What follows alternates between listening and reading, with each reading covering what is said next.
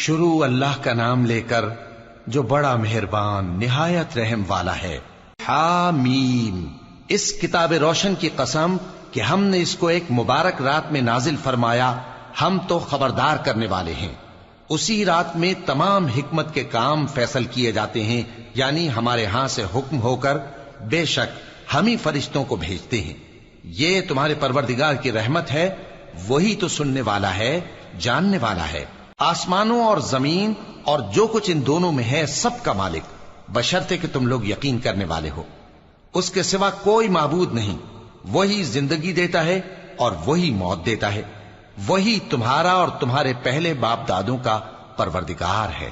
لیکن یہ لوگ شک میں پڑے کھیل رہے ہیں، تو اس دن کا انتظار کرو کہ آسمان سے صاف دھواں نکلے گا جو لوگوں پر چھا جائے گا، یہ درد دینے والا عذاب ہے۔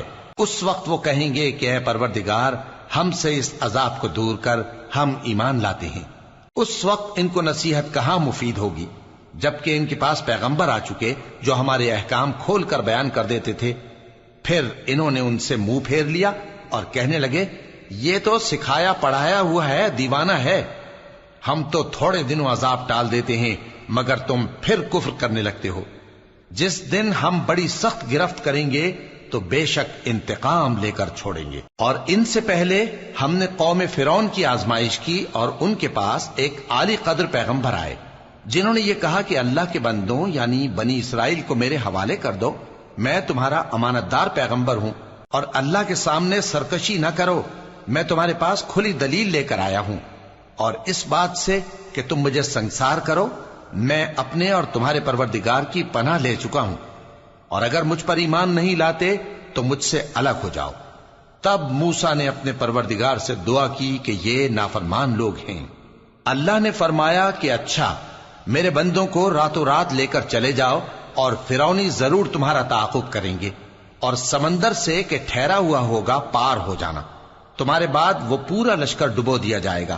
وہ لوگ بہت سے باغ اور چشمے چھوڑ گئے، اور کھیتیاں اور نفیس مکان اور آرام کی چیزیں جن میں وہ عیش کیا کرتے تھے۔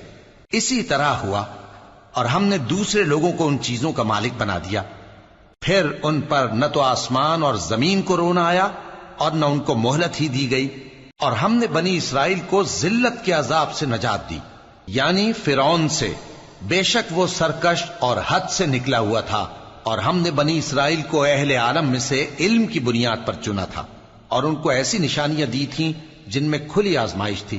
یہ لوگ یہ کہتے ہیں کہ ہمیں صرف پہلی دفعہ یعنی ایک بار مرنا ہے اور پھر اٹھنا نہیں، پس اگر تم سچے ہو تو ہمارے باپ دادا کو زندہ کر لا۔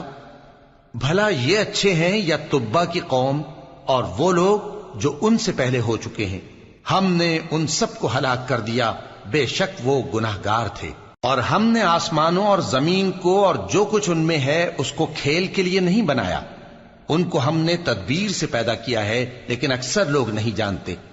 کچھ شک نہیں کہ فیصلے کا دن ان سب کے جی اٹھنے کا وقت ہے، جس دن کوئی دوست کسی دوست کے کچھ کام نہ آئے گا، اور نہ ان کو مدد ملے گی مگر جس پر اللہ مہربانی کرے۔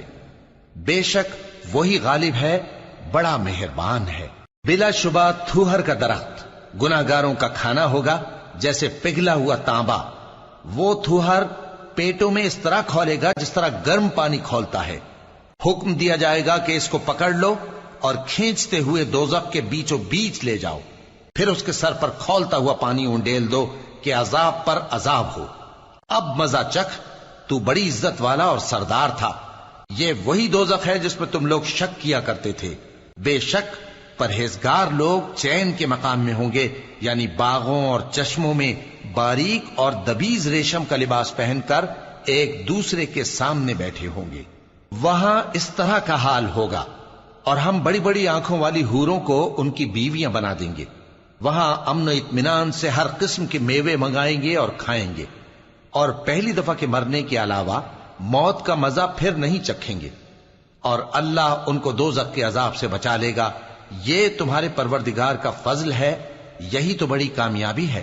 ہم نے اس قرآن کو تمہاری زبان میں آسان کر دیا ہے تاکہ یہ لوگ نصیحت حاصل کریں، پس تم بھی انتظار کرو، یہ بھی انتظار کر رہے ہیں۔